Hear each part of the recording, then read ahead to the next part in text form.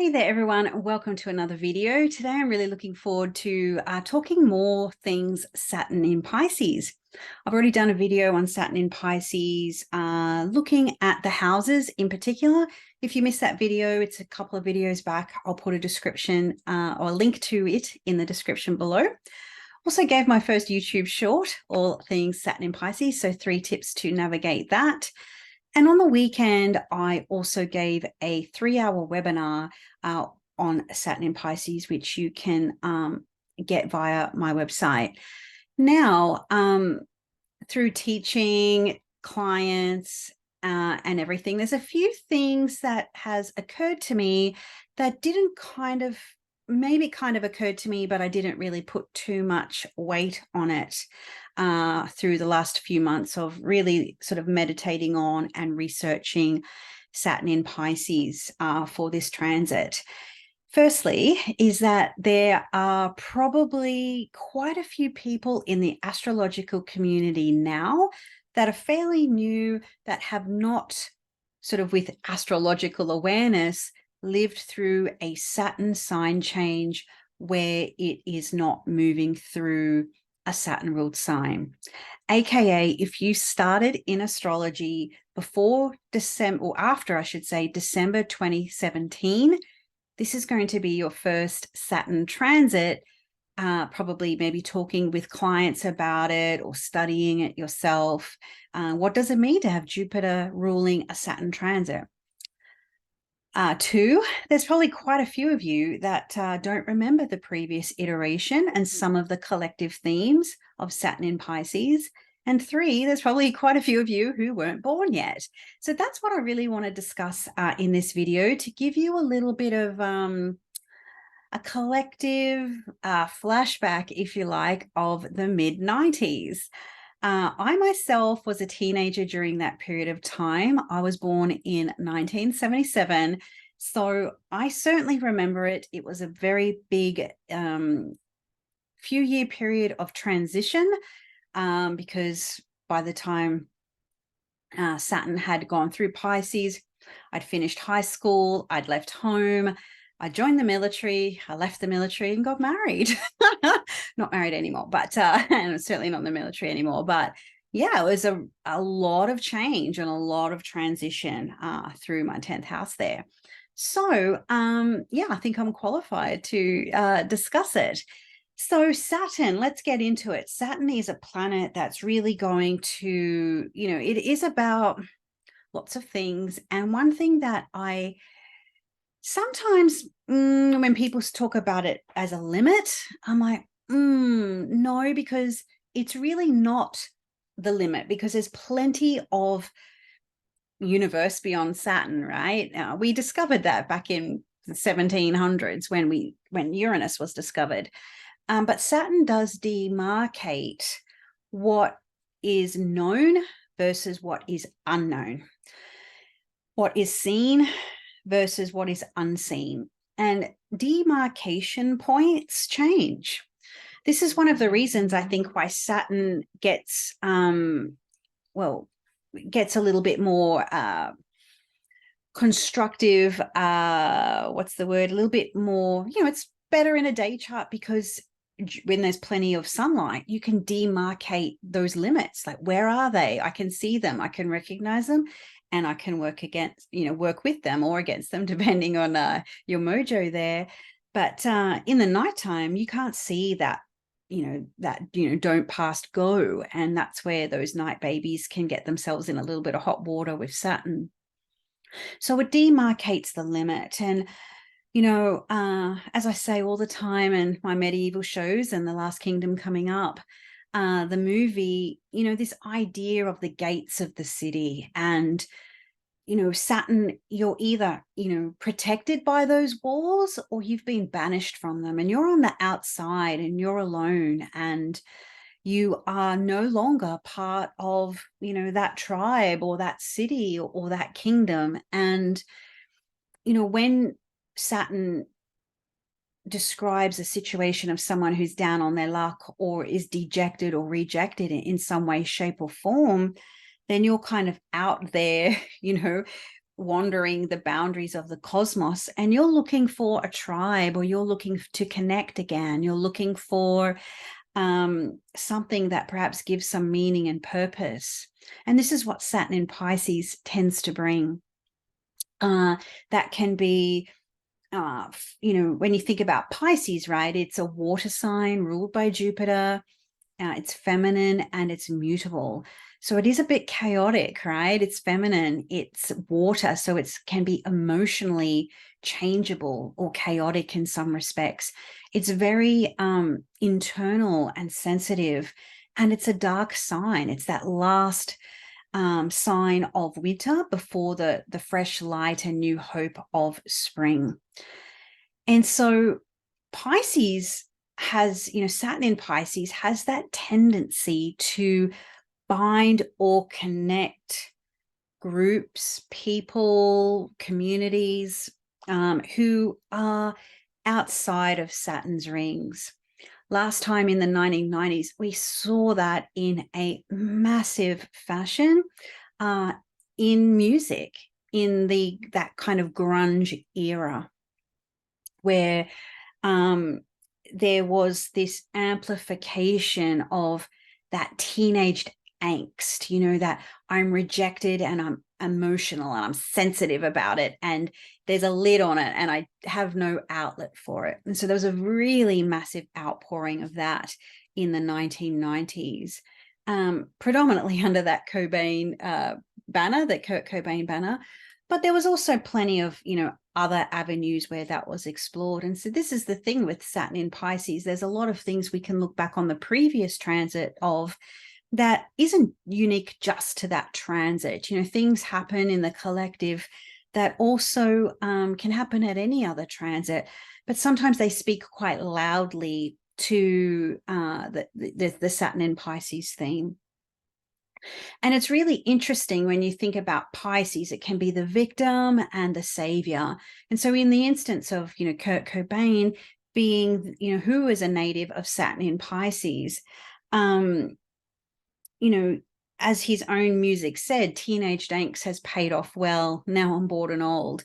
And it's almost like all those emotions and that maybe angst and anger and frustration of being a loner, of being alone, of being, not fitting into what, he was supposed to fit into as a young man. And then all of a sudden becoming that redemptive idea, or that redemptive personality, where people could bind together under that image or that token, if you like. And he himself said, I don't want to be a spokesperson for a generation. And so it's really interesting, that kind of whole dynamic where we might see, in a sort of a grunge-esque or a Cobain-esque capacity, where there may be like floods of people that go looking for a symbol of hope or a symbol of connectivity under this transit. And I'm seeing this starting to happen already. I'm also seeing, in some ways, shapes and forms, how it's almost, I'm seeing it kind of come in my life in some respects as well.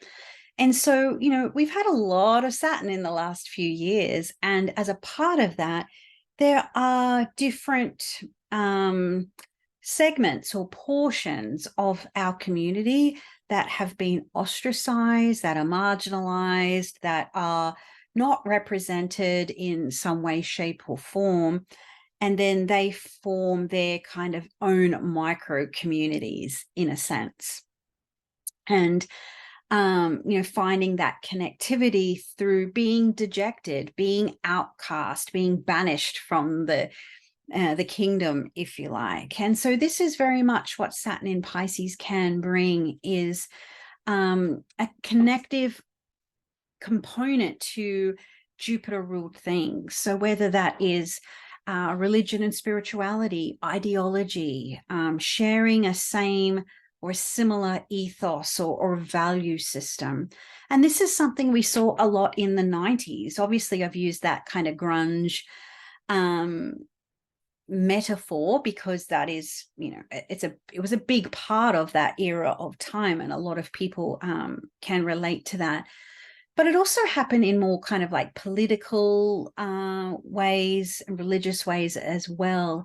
And I'm obviously, I'm an astrologer, a mom, and a power lifter. I'm no political or historical expert, but I can certainly pick out themes and sort of go, oh, okay, this happened in the 90s, and we can start to see how this would shape up now. I don't think I've actually mentioned it already, but I just want to give the dates of the last Saturn in Pisces transit, so it can A, jog your memory, or B, like, yeah, I was born during that period of time. So if that was the case, this is going to be your first Saturn return. So Saturn in Pisces had a very brief visit, May 22 to June 30, 1993. It went back into Aquarius and then back at January 1994, and then it traveled through until April 96.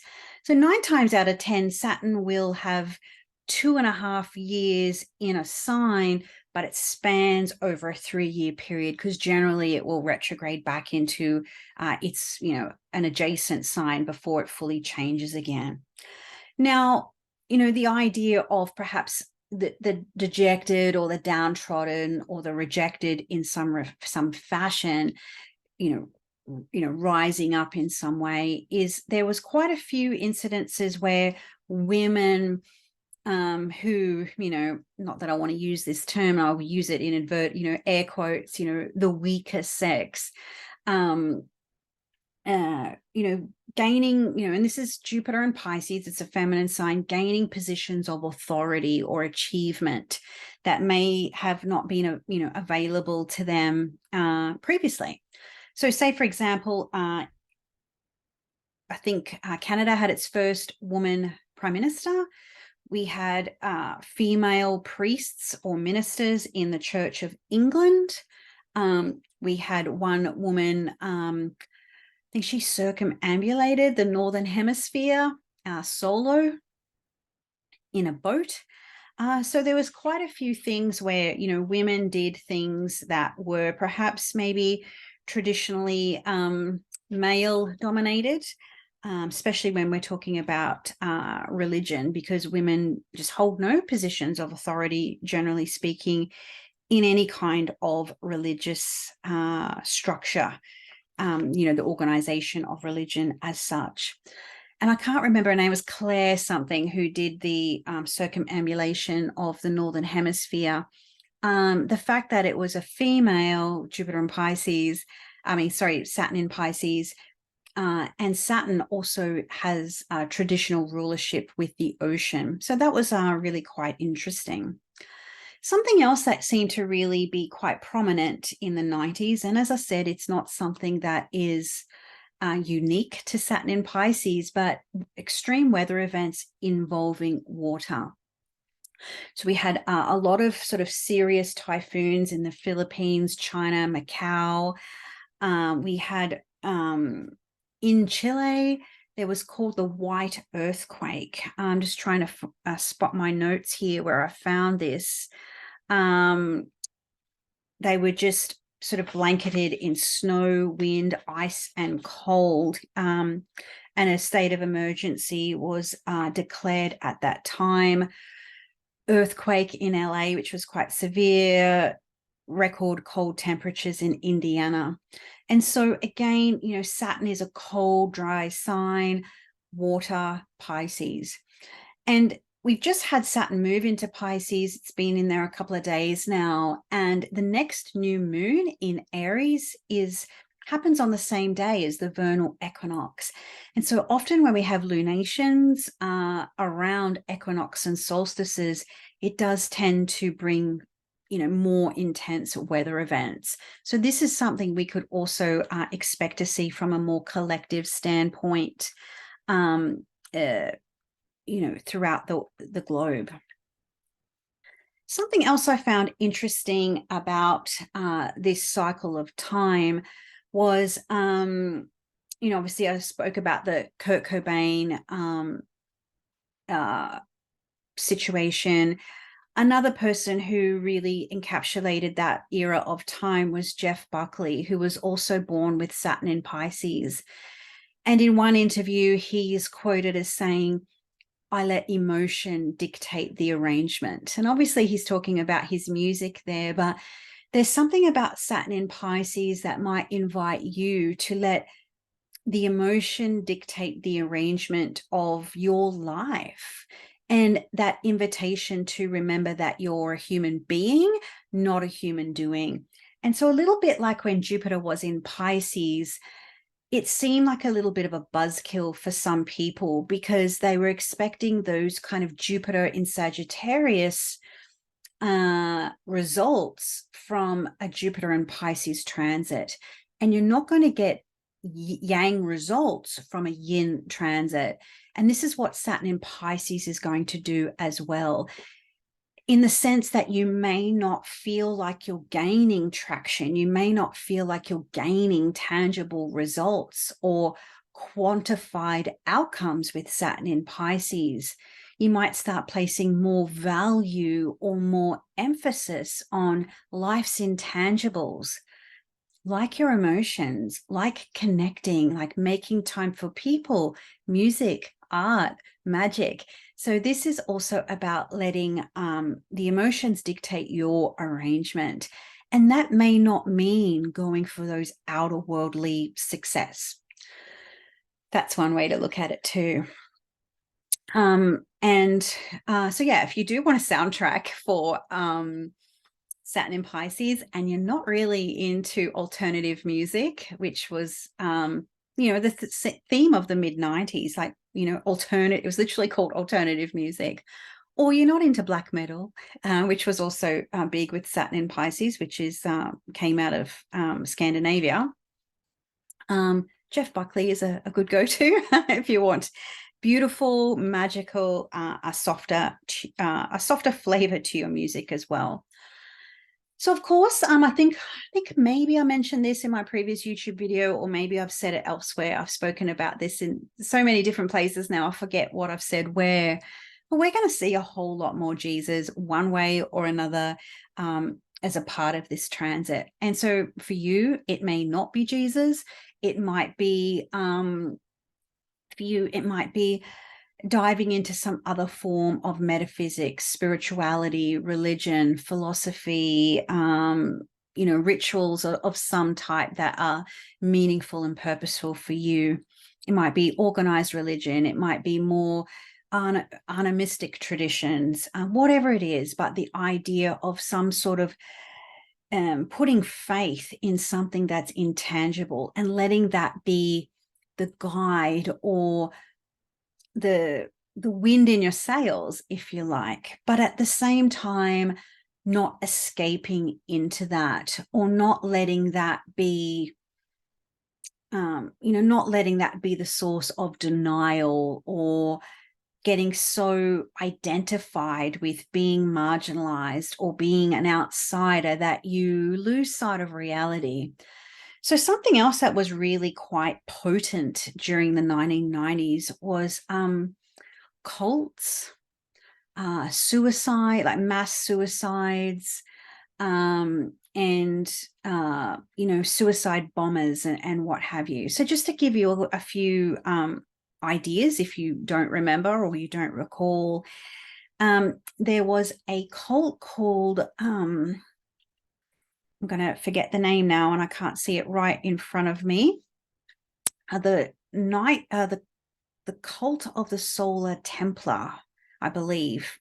It'll come to me again. They kind of bombed a subway in Japan, and then a couple of days later there was a mass suicide in Quebec, and they were part of the same religious cult.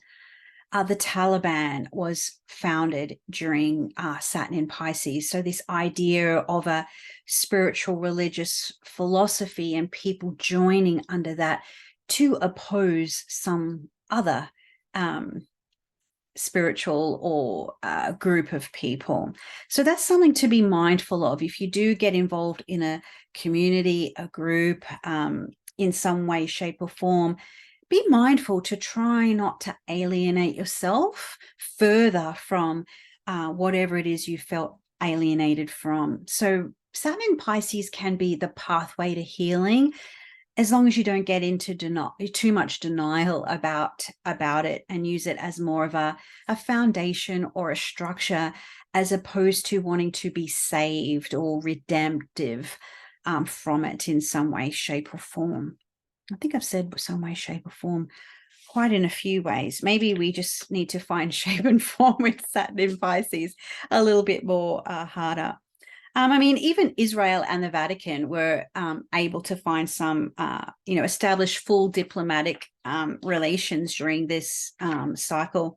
So anything can happen. So yeah, what else? I mean, there's just so many iterations that we can. The Doomsday Cult. Yeah, so it was a Doomsday Cult, but there was an actual name for them. There it is. In Switzerland. Sorry, it was a Switzerland. So yeah, there was a Doomsday Cult in Japan, and in Switzerland and Quebec was the Order of the Solar Temple Cult. So yeah, avoid anything that feels too fundamental or a little bit too far out. It's like, just don't lose your foundations if you go spiritually exploring in some way, shape, or form. So in a more of a political collective space, there was a lot of government upheaval. There was also a lot of, we think about Saturn being the demarcation of a limit or a boundary, or, do not pass go. There was a lot of countries like exiting the Commonwealth or re-entering the Commonwealth. I believe, I think it was like Zimbabwe. It was Rhodesia, and then it became Zimbabwe and got back into the Commonwealth. I'm pretty sure that was the one. We had Finland joined the EU, Sweden joined the EU, Norway didn't join the EU. Bombay reclaimed their original name of Mumbai. So there is that sort of reclamation of some kind of identity, or, collective identity around the world at that time. What else did we see during this period of time? The oldest UK firm the oldest investment firm in the UK, Barings Bank, collapsed. US didn't fund the internet anymore, and it became privatized. So there was a lot of kind of changes in government, in policy, Japan, Italy, Portugal, Sierra Leone, Palestine, Greece and Poland, political upheaval in many of those countries. And this is going to happen when authority, Saturn and their role is permeable, or they're not strong leaders. Those boundaries become weakened a little bit with Saturn in Pisces. And so if there's a weakness or gaps, that water is going to seep in and cause instability. So eBay was founded, Amazon was founded. And so this really changed the way that people connected, sold, and bought goods. Obviously, there's especially with Amazon, quite a lot of issues around that company. But it certainly did give people the opportunity to get into business without the overheads of investment or capital startups and things like that. So in some respects, you can sort of see that they created a structure that allowed people to connect, to customers or to their client base and things like that. So hopefully this has given you a little bit of an idea of what to expect, stuff with the internet, connectivity, faith, spirituality, religion, groups of people coming together. That's all Saturn in Pisces. So hopefully you've enjoyed a little bit of that brief look in the rearview mirror of the mid-1990s. I'd love to hear your comments below. Share your mid-1990s Saturn in Pisces experience. I'd love to hear from you. So until next time, enjoy Saturn in Pisces, and I look forward to seeing you in the next video.